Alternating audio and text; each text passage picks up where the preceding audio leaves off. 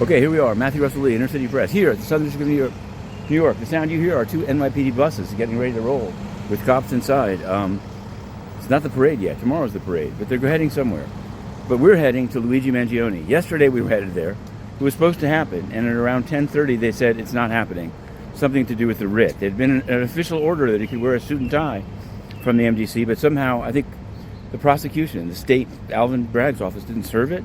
I don't know what happened, but we have to go back in today, and we're going back in to catch it. But the other things happened yesterday. First of all, let's go with the hype docket. People seem to want to know. Blake Lively.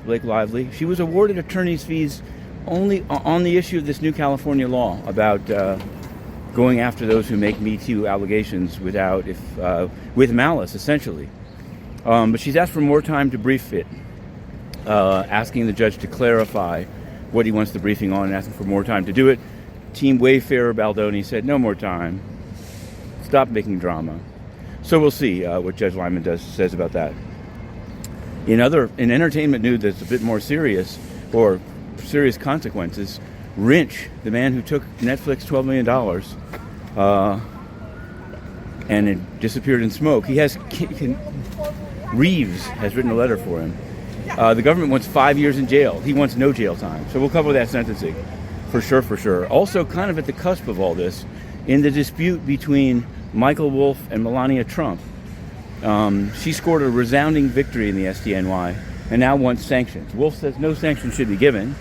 He had a good faith belief, but Judge Viscosal has set a July 1 hearing on Melania Trump's request to file a motion for sanctions and damages. So we'll cover that one as well. Now, in the unsealing world, we reached out yesterday elsewhere in the Second Circuit to the District of Connecticut, where a man named Sakal is facing sentencing for being a fence for stolen jewelry stolen in Queens and Brooklyn.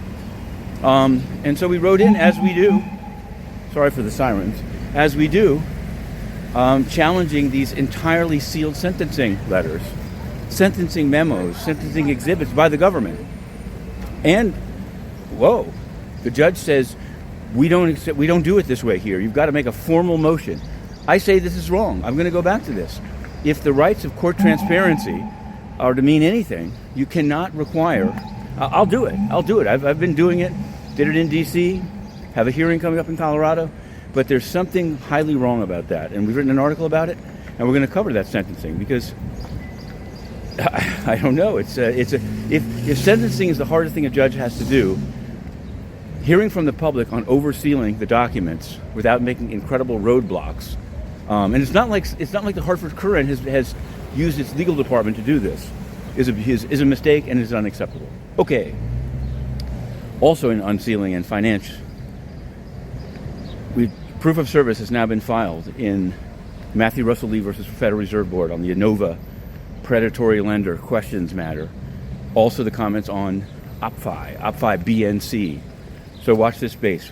Big Tony, Antonio Guterres, he was Mike Waltz before there was a Mike Waltz.